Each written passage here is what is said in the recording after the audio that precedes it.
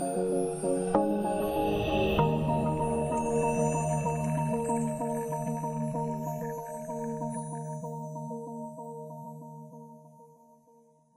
warahmatullahi wabarakatuh. Hari ini adalah pertemuan pertama untuk mata kuliah Metodologi Penelitian dan Penulisan Ilmiah. Mata kuliah ini disebut dengan Metodologi Penelitian dan Penulisan Ilmiah dengan kode mata kuliah IS 801, bobotnya 3 SKS untuk semester 6 dan untuk 3 kelompok, yaitu kelompok SI 6A, SI 6B, dan SI 6J. Saya adalah dosen tunggal untuk mata kuliah ini. Kemudian waktu kuliahnya ada 3 untuk SI 6A, yaitu jam 8, Senin jam 8 pagi di ruangan 21216. Kemudian untuk SI 6B, Senin jam 13 sampai jam 15.30. Dan untuk SI 6B, Rabu jam 16.30 sampai 18.20. Kemudian mata kuliah ini bermanfaat untuk memberikan kompetensi dasar bagi seorang mahasiswa program studi sistem informasi di bidang teknologi sistem informasi agar paham dan mampu melaksanakan penelitian di bidang TIK. Kemudian materi yang diberikan meliputi iptek dan penelitian ilmiah, permasalahan penelitian, hipotesis, variabel penelitian, populasi, sampel, teknik sampel, desain penelitian, serta metode pengumpulan data. Tujuannya adalah yang pertama, agar mahasiswa memahami konsep, jenis, dan metode penelitian, kemudian agar mahasiswa memahami dan mampu melakukan seluruh proses penelitian. Yang ketiga, agar mahasiswa mampu melakukan analisis terhadap data hasil penelitian. Yang keempat, agar mahasiswa mampu melakukan penulisan paper hasil penelitian. Dan yang terakhir, agar mahasiswa mampu melakukan presentasi hasil penelitian yang telah dilakukan. Ini adalah penilaian. Yang pertama adalah kehadiran dengan bobot minimal 50% kehadiran. Yang kedua, tugas terstruktur. Ini berisi tahap-tahap penelitian yang dikerjakan secara bertahap mulai dari minggu depan sesuai dengan kaidah penelitian ilmiah. Yang ketiga adalah UTS yang berbentuk proposal penelitian. Dan yang terakhir adalah UAS yang merupakan laporan penelitian. Ini adalah beberapa referensi yang dipakai untuk menunjang materi penelitian kita. Ada buku, jurnal, proceeding, dan skripsi atau tesis publikasi. Berikutnya adalah software pendukung yang dipakai minimal menggunakan Mendeley. Ini mendukung manfaatan atau citasi ketika Anda membuat daftar pustaka. Lalu ada pengolah kata, bisa berupa Microsoft Office atau LaTeX. Materi kita minggu ini meliputi 3 hal. Yang pertama adalah menentukan masalah penelitian atau research problem. Yang kedua, menentukan pertanyaan penelitian, research question, atau pernyataan penelitian atau research statement dalam urusan masalah. Yang ketiga adalah menentukan judul penelitian. Kita mulai dari yang pertama, yaitu research problem. Research problem itu adalah dasar dari penelitian. Dan penelitian adalah kegiatan penyelidikan dan investigasi terhadap suatu masalah yang dilakukan secara berulang-ulang dan sistematis dengan tujuan untuk menemukan atau merevisi teori, fakta, dan aplikasi. Ini adalah definisi penelitian menurut Bernstein di tahun 2008. Kemudian, secara umum, maka disimpulkan bahwa penelitian adalah proses mencari sesuatu secara sistematis dalam waktu yang relatif lama dengan menggunakan metode ilmiah atau prosedur maupun aturan yang berlaku. Penelitian ilmiah ini dilakukan untuk mencari jawaban dari permasalahan yang terjadi saat ini, sehingga inti dari penelitian adalah menemukan dulu masalahnya, kemudian masalah itu akan diselesaikan dengan metode penelitian. Berikutnya, konsep dasar penelitian adalah penelitian terjadi karena adanya dorongan rasa ingin tahu mengenai sesuatu hal yang sedang terjadi di suatu lingkungan. Seseorang yang melakukan penelitian untuk mencari jawaban dari masalah sedang terjadi, sehingga jika Anda tidak punya masalah penelitian, maka tidak ada yang harus dibuat dalam penelitian tersebut. Sehingga inti pertama dari penelitian adalah temukan dulu masalahnya apa. Sehingga penelitian adalah kegiatan yang menggunakan metode ilmiah untuk mengungkapkan ilmu pengetahuan atau teknologi. Ini adalah kesimpulan akhirnya. Secara umum, ada beberapa tahap dalam penelitian. Yang pertama adalah identifikasi masalah dan perumusan masalah. Kita di 2 hari ini, di 2 poin ini kita bahas di sini. Yang ketiga adalah penelusuran pustaka. Ini nanti bab 2. Lalu rancangan penelitian, pengumpulan data, pengolahan hasil, itu adalah bab 4. Dan terakhir adalah bab 5, penyimpulan hasil. Kemudian, hasil penelitian berupa karya ilmiah dapat disajikan dalam bentuk makalah, laporan penelitian, buku ilmiah, yang semuanya nanti dipublikasikan. Kemudian, sebuah penelitian yang baik dapat menghasilkan produk atau paten atau publikasi. Nah, yang Anda lakukan nanti pada umumnya akan masuk ke kategori produk atau publikasi. Kemudian, kita kembali kepada intinya, yaitu research problem. Menurut KBBI, masalah adalah sesuatu yang harus diselesaikan atau dipecahkan. Menurut Sugiono, masalah adalah penyimpangan antara yang seharusnya dengan apa yang terjadi, antara teori dengan praktek, antara aturan dengan pelaksanaan, antara rencana dengan pelaksanaan. Artinya, ada sesuatu yang tidak sesuai antara rencana dan kenyataannya, itu adalah masalah. Pada dasarnya, terdapat beberapa cara menemukan masalah penelitian. 2 di antaranya adalah dengan cara berdasarkan identifikasi penyimpangan-penyimpangan di lokus penelitian. Lokus adalah fokus kita apa. Yang kedua, berdasarkan pemahaman teoritis. Ini saya ambil dari sumber ini. Kemudian, kita bahas satu persatu. Untuk cara yang pertama, yaitu mencari masalah penelitian dengan cara mengidentifikasi penyimpangan-penyimpangan di lokus penelitian. Cara ini dilakukan dengan cara mencatat semua penyimpangan yang ada. Kemudian, setelah didapat penyimpangan tersebut, baru dibuat kelompok-kelompoknya. Kita contohnya, ini adalah contohnya. Misalnya, seorang peneliti riset di sebuah instansi X, kemudian hasil pengamatan si peneliti, dia menemukan beberapa penyimpangan. Ada 14 di sini, kita baca satu persatu. Yang pertama ada penyimpangan berupa banyak pegawai yang mengeluh sulitnya mengurus kenaikan pangkat. Yang kedua, banyak pegawai yang datang terlambat. Yang ketiga, pimpinan kantor lebih sering menyalahkan bawahan. Yang keempat, masih banyak pegawai yang penempatannya tidak sesuai dengan latar belakang pendidikan. Yang kelima, laporan penyelesaian pekerjaan yang tidak tepat waktu. Yang keenam, udara dalam ruangan yang tidak nyaman. Yang ketujuh, pada jam kerja banyak pegawai yang menggunakan waktunya untuk bermain. Yang kedelapan, pimpinan tidak pernah memberikan penghargaan kepada bawahan.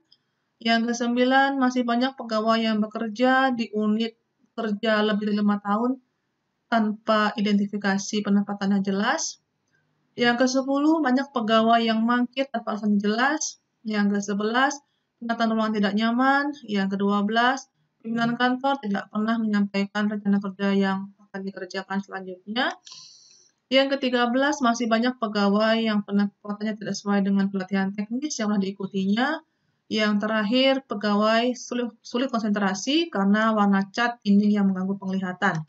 Nah, dari 14 contoh penyimpangan tersebut, lalu peneliti mengelompokkannya ke dalam 4 kemungkinan masalah, yaitu masalah kinerja di nomor 2, 5, 7, dan 10, masalah kepemimpinan nomor 1, 3, 8, dan 12, masalah ergonomi 6, 11, 14, dan masalah penempatan pegawai pada nomor 4, 9, dan 13. Setelah menemukan 4 kelompok masalah, maka peneliti memilih kelompok mana yang akan dijadikan masalah penelitiannya. Lalu mulai mencari teori yang relevan dengan masalah tersebut. Dan hal ini dapat dilihat dalam bagian berikut. Setelah masalah tadi, sudah ditemukan masalahnya apa, lalu dikelompok-kelompokkan menurut 4 kategori tadi, lalu dipilih. Ternyata yang dipilih adalah yang kelompok ketiga. Kita lihat kelompok ketiga adalah kelompok ergonomi. Ekonomi yang dipilih 6, 4, 14. Ya, 5, 10, 13. 5, 10, 13. Dia milih yang dia pilih salah satu saja. Yang ini kemudian setelah didapat yang ingin dibuat sebagai masalah penelitian, baru kemudian si peneliti mencari teori pendukung sesuai dengan masalah yang dipilih. Jadi misalnya kalau dia milih masalah ergonomi, maka peneliti akan mencari teori-teori yang mendukung pentingnya masalah ergonomi dalam sebuah kantor. Itu misalnya. Kelebihan cara ini adalah jika identifikasi dilakukan dengan benar, maka peneliti akan mendapatkan banyak alternatif masalah dan dapat memilih salah satunya. Kemudian kekurangannya adalah peneliti harus meluangkan waktu untuk mencatat setiap penyimpangan yang ditemui. Itu yang pertama. Yang kedua adalah masalah teoritis. Ini terbalik dari masalah yang pertama. Ini dilakukan dengan cara mencari dulu topiknya. Kemudian setelah cari topiknya, maka peneliti melakukan pengamatan atau observasi ada atau tidak penyimpangan yang terjadi di lokus tersebut. Kemudian setelah ditemukan ada atau tidaknya, baru dibuat sesuai dengan tinjauan teori. Terlihat skemanya, ini adalah pemahaman terhadap topik atau teori, ada 4 misalnya, ya kinerja, kepemimpinan, ergonomi, dan penempatan pegawai. Setelah dianalisa, maka si peneliti menentukan ergonomi yang akan dipilih, baru setelah menentukan ergonomi, baru cari masalahnya apa dalam ergonomi tersebut, terbalik dari kondisi yang pertama. Jadi, Anda boleh memilih menggunakan teknik yang pertama, cari dulu masalahnya, buat kategori, lalu tentukan masalah, baru tentukan teori. Itu yang pertama. Atau cari dengan cara yang kedua, buat dulu topiknya, lalu cari salah satu yang Anda inginkan, kemudian terakhir baru tentukan masalahnya apa. Kelebihan cara yang kedua adalah jika pemahaman teori si peneliti benar, maka topik penelitian sudah dapat ditentukan dari awal. Sedangkan kekurangannya adalah di lokus penelitian belum tentu ada masalah yang sesuai dengan teori yang dipilih. Oke, jadi dengan cara seperti ini, ketika Anda memilih ergonomi misalnya, maka setelah dicari misalnya ini nggak ada masalah, maka Anda harus buat dari ulang lagi, itu kelemahannya. Karena belum tentu yang kita pilih itu ada masalahnya. Ini kalau pakai cara yang kedua, itu kelemahannya. Sehingga kesimpulan dari mencari masalah penelitian adalah tahap pertama dalam penelitian adalah menemukan masalah. Itu hal yang paling penting dulu. Yang kedua, berdasarkan hal ini, maka saya meminta Anda untuk mencari masalah penelitian yang ada di sekitar Anda. Masalah yang Anda cari adalah masalah yang mampu Anda selesaikan dengan sistem informasi atau berbasis komputer. Artinya, nanti Anda cari masalah penelitian yang akan diselesaikan dengan sistem komputer. Misalnya, Anda punya saudara yang memiliki toko misalnya, lalu tokonya masih dijalankan dengan sistem yang konvensional, lalu Anda ingin mencari di toko tersebut apakah ada masalah di penjualan misalnya, atau ada masalah di pembelian, atau ada masalah di distribusi misalnya. Setelah Anda pilih yang akan dikerjakan yang mana, baru Anda analisa itu dan nanti solusinya akan Anda buat sistem komputernya, itu maksudnya dengan masalah. Kemudian, setelah mendapatkan masalah penelitian, langkah yang kedua adalah membuat rumusan masalah. Rumusan masalah adalah pertanyaan-pertanyaan mengenai masalah sebuah hal atau kejadian yang berbentuk kalimat tanya yang sederhana, singkat, padat, dan jelas. Pertanyaan ini nanti akan dijawab sebagai hasil penelitian. Itu adalah fungsi rumusan masalah. Rumusan masalah mempertanyakan beberapa hal yang berkaitan dengan suatu penelitian, di mana nantinya jawaban dari pertanyaan inilah yang akan menjadi hasil penelitian. Tujuan dibuatnya rumusan masalah adalah untuk memfokuskan penelitian dan mendapatkan hasil penelitian yang rinci. Rumusan masalah harus bisa diterapkan ke judul penelitian. Lalu yang ketiga, judul penelitian. Judul dibuat singkat, jangan terlalu panjang, dan judul harus konsisten dengan rumusan masalah. Judul harus menarik minat peneliti, judul harus bisa menggambarkan isi penelitian secara keseluruhan, judul adalah penegasan bahwa masalah yang dijadikan penelitian adalah hal yang penting untuk diteliti. Judul penelitian yang baik hendaknya menggunakan kalimat pernyataan. Kemudian ada beberapa hal yang Anda perhatikan. Yang pertama, buatlah penelitian yang mampu Anda lakukan. Pertimbangkanlah waktu, tempat riset, biaya, dan lain sebagainya. Perhatikan bahwa untuk mata kuliah ini nanti Anda akan diminta menghasilkan proposal penelitian dan laporan penelitian. Waktunya selama 16 minggu. Nah, mulai hari ini Anda silakan cari sebuah masalah penelitian yang nanti akan Anda buat penelitiannya yang mampu Anda lakukan. Jadi jangan buat yang nggak mampu. Ketika Anda membuat penelitian yang berbasis robotik misalnya, yang tidak mampu Anda lakukan, itu jangan dibuat. Maka buatlah penelitian yang mampu Anda lakukan. Yang kedua, hindari membuat judul yang serupa dengan penelitian lain untuk menghindari potensi plagiat atau mengambil hak orang lain dalam hal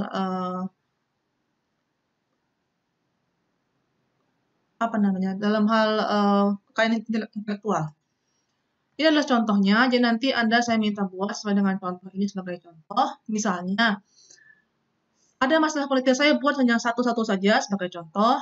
Masalah penelitian yaitu misalnya sulit mendapatkan informasi lowongan tenaga kerja di Kota Pangkal Pinang adalah masalahnya.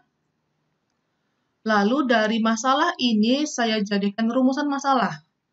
Saya jadikan kalimat tanya dari masalah penelitian.